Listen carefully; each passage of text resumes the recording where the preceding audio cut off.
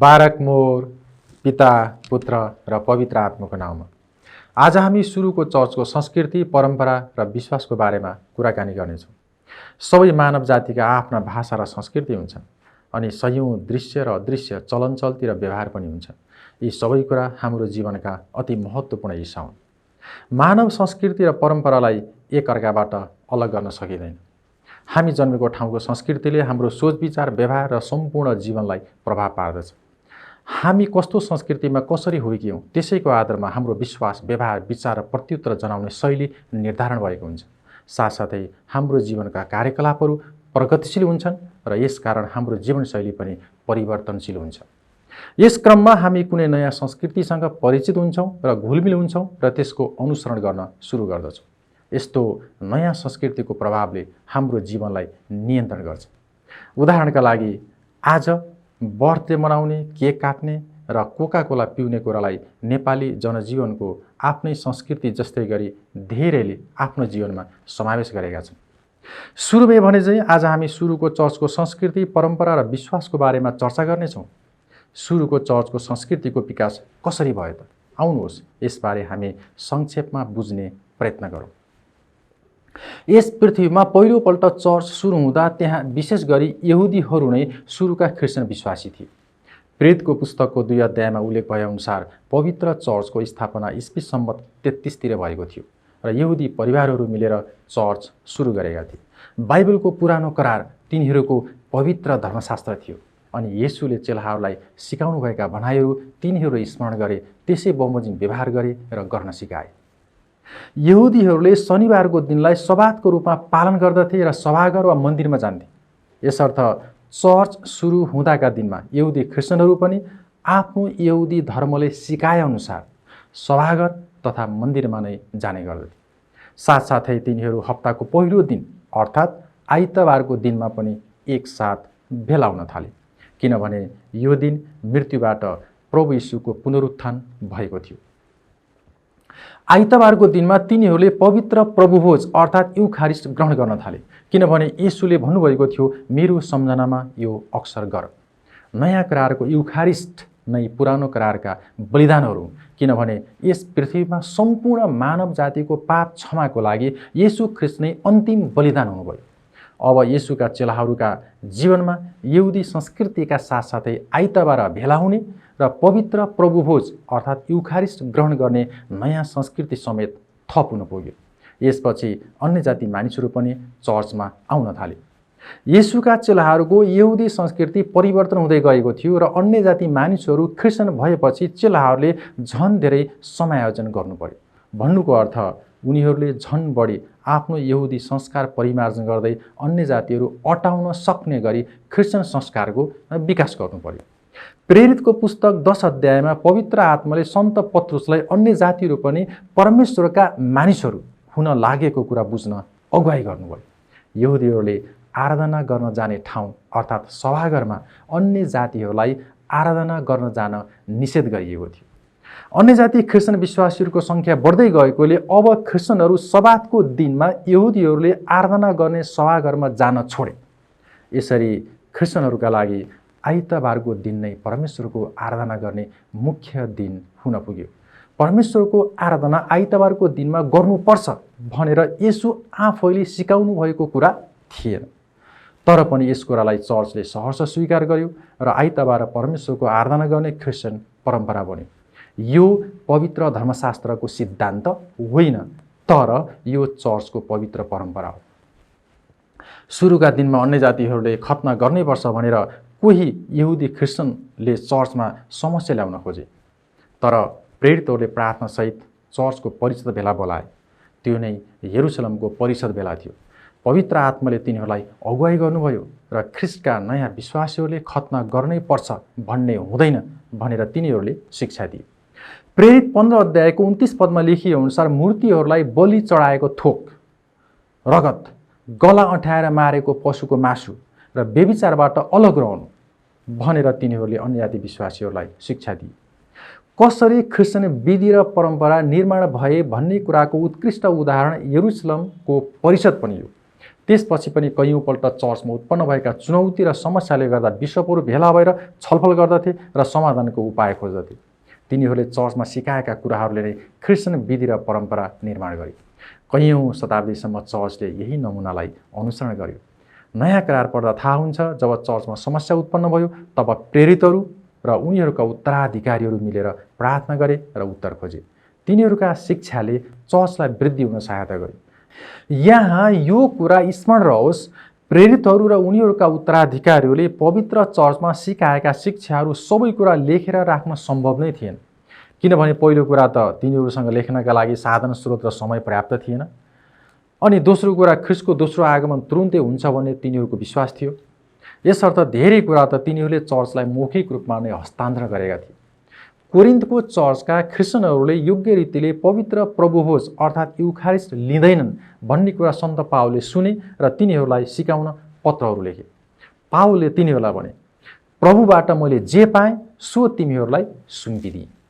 पहिलो कोरिन्थी 11 अध्यायको 22 देखि 23 पद। यसरी सुरुका क्रिस्चियनहरूले अब एउटा नयाँ संस्कृति बनाउन थाले र यस नयाँ संस्कृतिले तिनीहरूले ग्रहण गरेको नयाँ विश्वासलाई दर्शाउँथ्यो। तिनीहरूले आफ्ना परम्पराहरू मौखिक रूपमा हस्तान्तरण गर्न थाले। सङ्ख्यामा बढ्दै गएका चर्चहरूलाई मार्गदर्शन गर्न सन्त पावलले आफ्ना पत्रहरू लेखे। अलिखित पवित्र परम्पराहरू चर्चले पहिलेदेखि नै अभ्यास गरिरहेको थियो। सुसमाचारका पुस्तकहरू पहिलो शताब्दीको अन्त्यतिर मात्र लेखिएका थिए। शताब्दीहरू बित्दै गए र चर्चको विश्वास र परम्पराहरूको भण्डार बढ्दै गयो।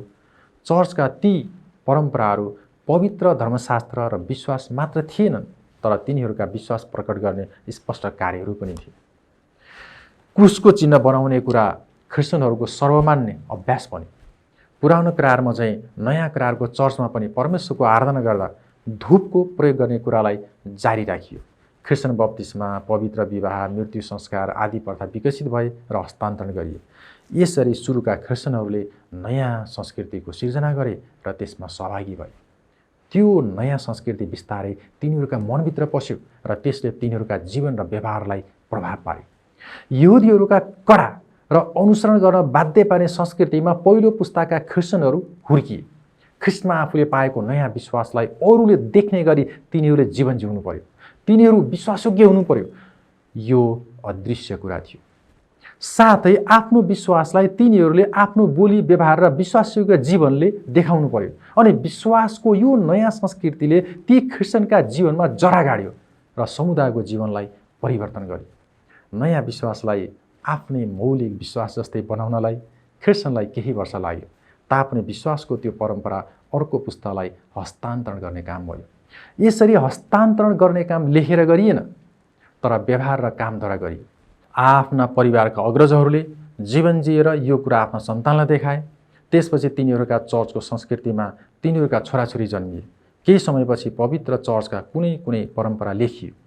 लेखिएको परम्परा नै अहिले हामीसँग भएको पवित्र धर्मशास्त्र बाइबल। नलेखिएका तर एक पुस्ताले अर्को पुस्तालाई हस्तान्तरण गर्दै आएका विश्वास र परम्परा पनि क्रिस्चियन समाजका लागि ज्यादै महत्त्वपूर्ण छ। यसरी मुखले बोलेर सुनाउँदै हस्तान्तरण गरिएको क्रिस्चियन विश्वासलाई नै हामीले परम्परा भन्ने गरेका हौँ। चर्चहरूलाई सन्त पावलले धेरै परम्परा सिकाए अनि ती परम्परा पालन गरेर जीवन बिताउने कुरा ज्यादै महत्त्वपूर्ण हुन्छ भनेर तिनले धेरै ठाउँमा पत्र लेखे। उनीहरूलाई तिनले मौखिक र लिखित दुवै किसिमले चर्चका परम्परा सिकाए।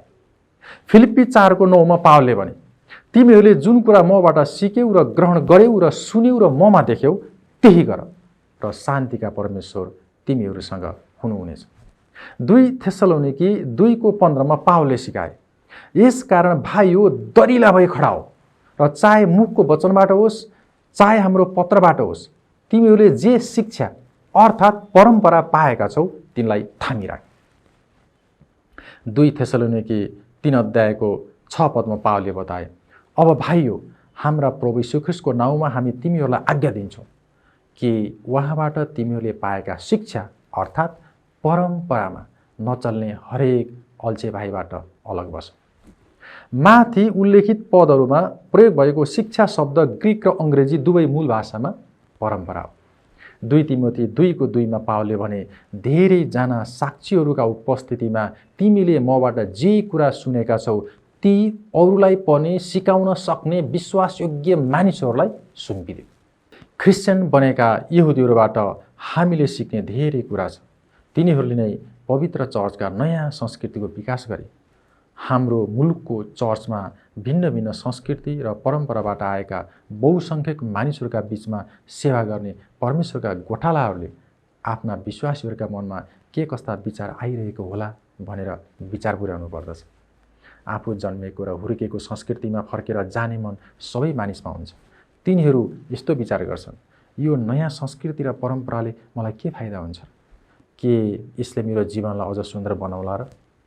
मानिसहरू आफ्नो वर्तमान जीवनको बारेमा चिन्ता र फिक्री गर्छन्। आनन्द, खुसी, प्रेम र रमाइलो खोज्छन् र अरूको वास्ता रुचाउँछन्। विश्वासमा परिपक्व विश्वासीले नयाँ व्यक्तिलाई भेट्ने, मित्रता गर्ने, उत्साह दिने, सल्लाह दिने र शिक्षा दिने गर्नुपर्छ। हाम्रो विश्वास र आराधनाको आत्मिक अर्थहरू बुझ्न तिनीहरूलाई सहायता गर्नुपर्छ। बाइबल अध्ययन र सङ्गतिमा तिनीहरूलाई सहभागी गराउनुपर्छ। त्यहाँ तिनीहरूले हाम्रो विश्वासको बारेमा जान्नेछन्। नयाँ व्यक्तिहरू सकारात्मक रूपमा अघि बढेपछि तिनीहरूलाई चर्चको आराधनाको जीवनमा सहभागी गराउनुपर्छ। यसरी नै तिनीहरूले आफ्नो जीवनमा विश्वासको अनुभव गर्नेछन्। अनि तिनीहरूले चर्चमा आएर के भौतिक फाइदा हुन्छ भनी विचार गर्न वा प्रश्न गर्न छोड्नेछन्। तिनीहरूले अरूका लागि प्रार्थना गर्ने, आफै मेहनत गर्ने र नयाँ मानिसहरूलाई सहायता गर्नेछन्। यसरी तिनीहरू चर्चको सक्रिय सदस्य हुनेछन्। चर्चलाई हाम्रो चर्च भन्नेछन् र पवित्र चर्चको हिस्सा बन्नेछन्। नयाँ करारमा उल्लेखित मानिसहरूका जीवन पनि त्यसरी नै अलिअलि गर्दै परिवर्तन भएको थियो। चर्चमा सुरुमा यहुदी विश्वासीहरू मात्र थिए। अलग धार्मिक र सामाजिक पृष्ठभूमिबाट आएका अन्य जाति मानिसहरू चर्चमा थपिए।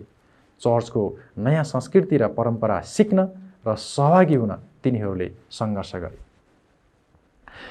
1 कोरिन्थी 11:2 पावलले भने, म तिमीहरूको तारिफ गर्दछु किनकि सबै विषयमा तिमीहरू मलाई सम्झन्छौ र मैले तिमीहरूलाई दिएका परम्पराहरू कायम राख्दछु।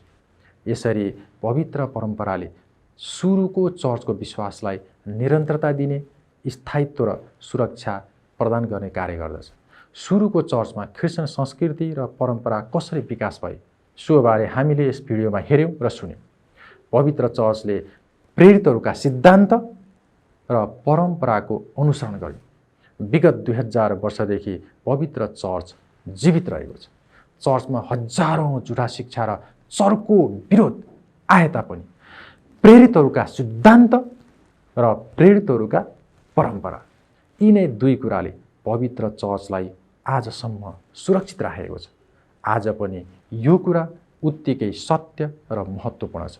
तपाईको जीवनमा परमेश्वरको आशिष र शान्ति रहिरहोस्।